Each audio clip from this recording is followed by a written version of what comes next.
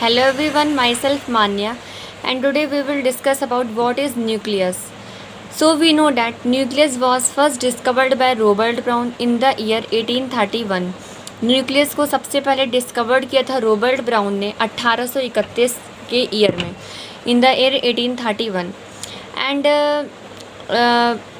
in prokaryotic cell nucleus is undeveloped and in eukaryotic cell nucleus is undeveloped.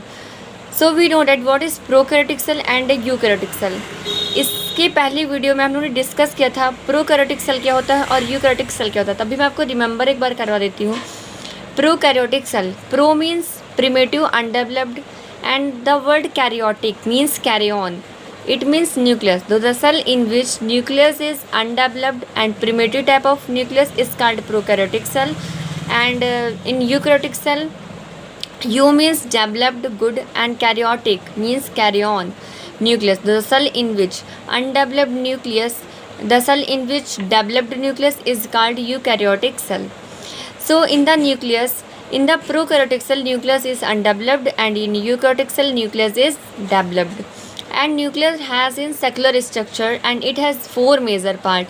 nucleus हमारा कुछ secular like structure की तरीके से दिखता है and इसके हमारे फोर मेजर पार्ट होते हैं. फर्स्ट पार्ट को हम लोग न्यूक्लियर मेम्ब्रेन कहते हैं and second is nucleoplasm and third is nucleolus and fourth is chromatin material. तो फर्स्ट पार्ट न्यूक्लियर मेम्ब्रेन, तो it is double layered outer membrane and the inner nuclear membrane the space between या the space found between two nuclear membrane called nuclear pore या फिर nuclear space.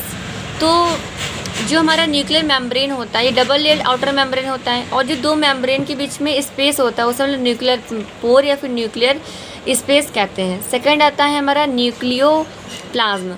तो in the nucleus liquid material are found. Nucleus के अंदर जितना भी हमारा liquid material found होता है उसे हम लोग न्यूक्लियोप्लाज्म कहते हैं. एंड हम लोग ने इससे पहले पढ़ा था सेल के अंदर लिक्विड मटेरियल जो फाउंड होता है उसे हम लोग साइटोप्लाज्म कहते हैं. बट यहाँ बात हो रही है न्यूक्लियस की. तो न्यूक्लियस के अंदर जितना भी हमारा लिक्विड मटेरियल फाउंड होता है फिर प्रेजेंट होता है उसे हम लोग न्यूक्लियोप्लाज्म कहते हैं. And third is nucleolus. तो इन द न्यूक्लियोप्लाज्म के अंदर न्यूक्लियोलस प्रेजेंट होता है विच controls all the activities of the nucleus.